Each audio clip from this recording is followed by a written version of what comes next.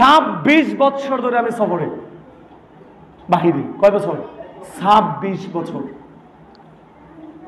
যাদেরকে আমরা মাথার তাজ মনে করে প্রোগ্রামে নিয়ে আসি, তাদের বাড়িতে, তাদের মাদ্রাসা, তাদের ঘরে রাত এবং দিন কাটিয়ে আসি।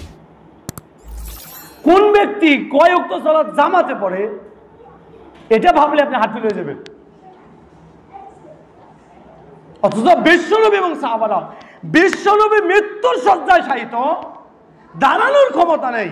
আয়েশা ওযুর পানি দাও, সলাতে যাব, যাওয়ার প্রস্তুতির মাঝে আবার অজ্ঞান। মনে আছে? নবী যাইতে পারছে মসজিদে? পারে না। অনেক লম্বা সময় পর্যন্ত চেষ্টা করছে, যাইতে পারছে? কতটুকু অসুস্থ হলে নবীজি অজ্ঞান হয়ে পড়ে গেছে জ্বরের কারণে, মসজিদে যেতে পারে নাই। অথচ নবী জামাতে যাওয়ার জন্য চেষ্টা করছে। কিসে যাওয়ার জন্য? কিসে? জামাতে। আর আমাদের মধ্যে কয়জন মানুষ জামাতে আমরা নামাজ পড়ি, যারা আমরা আলোচনা করতেছি, এটা মিলাইতে পারবেন আপনি? এটাই তাহলে কু আনফুসাকুম ওয়া আহলিকুম নার, নিজের লাইফ সেটেল করেন, নিজের ফ্যামিলিকে কি করেন, নিজেকে এবং নিজের বউ বাচ্চা আত্মীয় স্বজনকে জাহান্নামের আগুন থেকে বাঁচান। তারপরের দায়িত্ব হলো সমাজ এবং রাষ্ট্র। বাড়িতে শুধু মহিলাদের সালাত হবে, আর অসুস্থ প্রতিবন্ধী পুরুষের সালাত হবে। বৃষ্টি হয়েছে, সালাত হবে।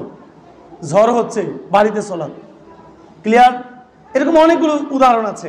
সংক্ষিপ্ত কথা হলো, বাড়িতে সালাত মহিলাদের হবে।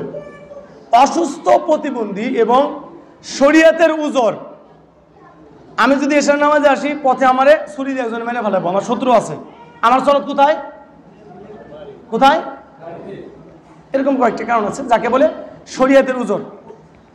অসুস্থ প্রতিবন্ধী শরীয়তের উজর বিশিষ্ট পুরুষের বাড়িতে সালাত হবে। একজন সুস্থ মানুষ পুরুষেরও শরীয়তের উজর ছাড়া বাড়িতে সালাত হবে না, ফরজ হবে না। কি হবে না? তবে এই কথা শুনে যদি আবার যারা বাড়িতে পড়ে তারা বাড়িতেও না পড়ে, আল্লাহ আমাকে মাফ করুন। না, যারা পড়বে তাদের কি উচিত? অন্তত বাড়িতে হলেও যেন পড়ে। আর দোকান, প্রশ্নই আসে না দোকানে সালাতের। আজও পর্যন্ত নবীর আমল সহিতে আছে, স্বর্ণের দোকান খোলা, লোক গেছে কোথায়?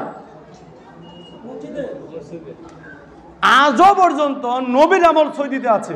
এই যা স্বর্ণের দোকান খোলা, দোকানদার গেছে কোথায়? আর আমি 2 সের আলু, 1 সের পেঁয়াজ, আর 1 প্যাকেট বিড়ি, আর 3টা সিঙ্গারা ব্যস্ত আছে দোকানে ঝোলাইয়া।